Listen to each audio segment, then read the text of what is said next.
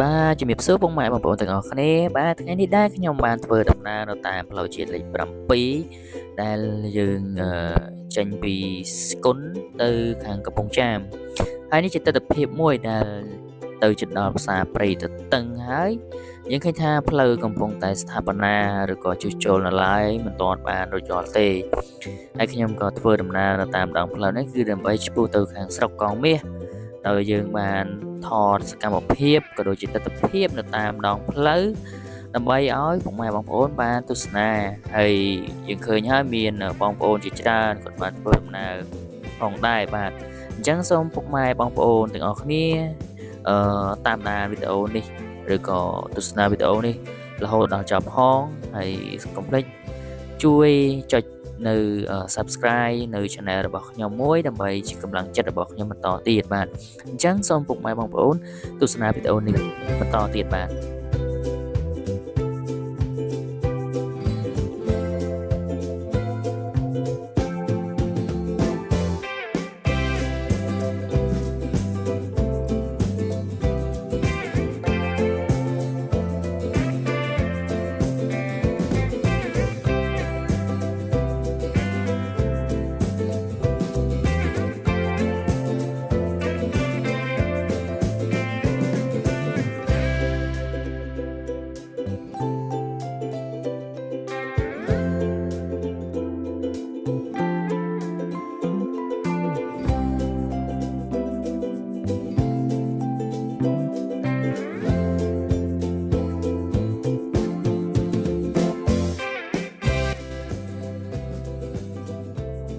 ដូចជាពុកម៉ែបងប្អូនបានឃើញហើយអំពីទស្សនវិជ្ជា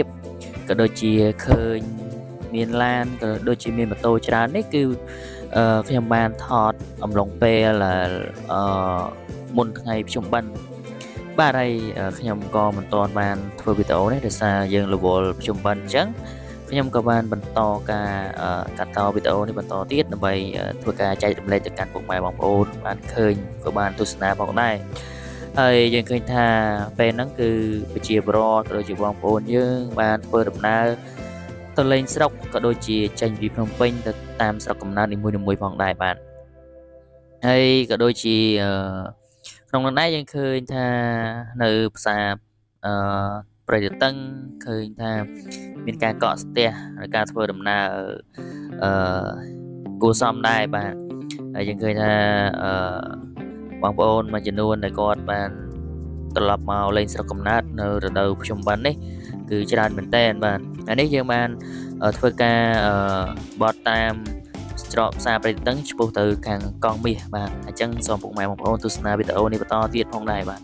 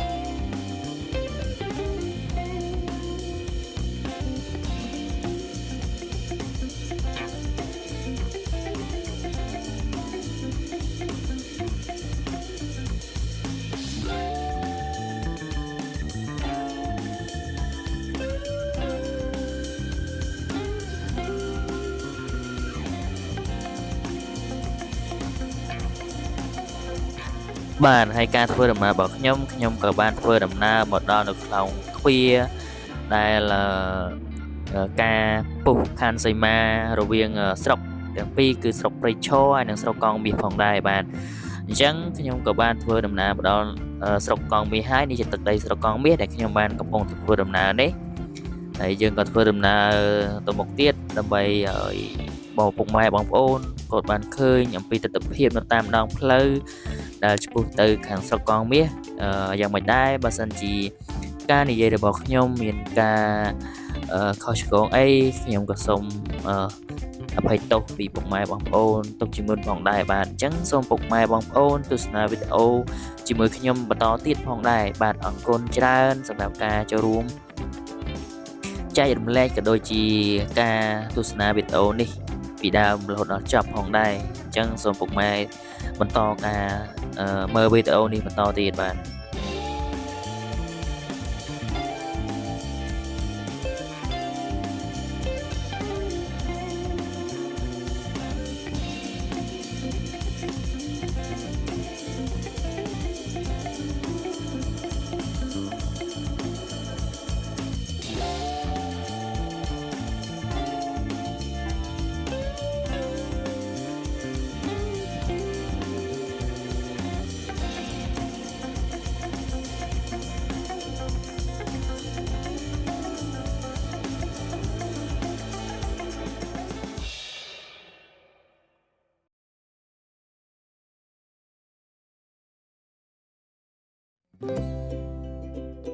ហើយនេះខ្ញុំបាន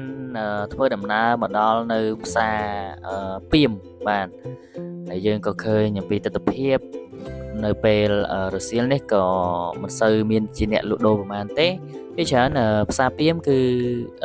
ការលក់ដូរហ្នឹងគឺពេលព្រឹកចិត្តភ្លឺអញ្ចឹងជាដើមបាទ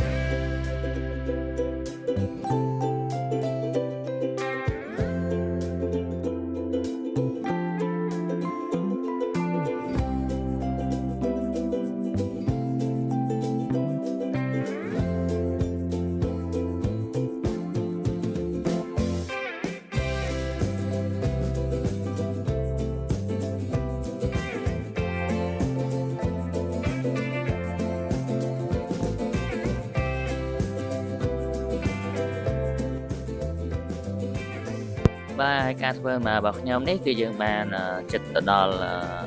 ផ្សារកង់នេះផងដែរហើយយើងឃើញអំពីទស្សនវិជ្ជានៅតាមដងផ្លូវក៏ដូចជាវីដេអូនៃការចែករំលែកនេះគឺ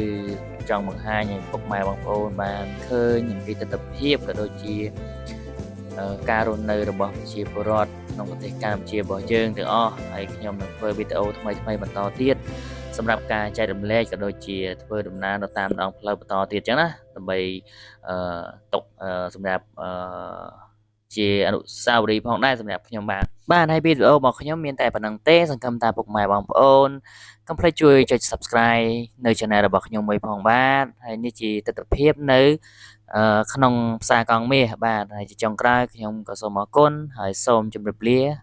ទាំងអស់គ្នាជួបគ្នាវីដេអូថ្មីបន្តទៀត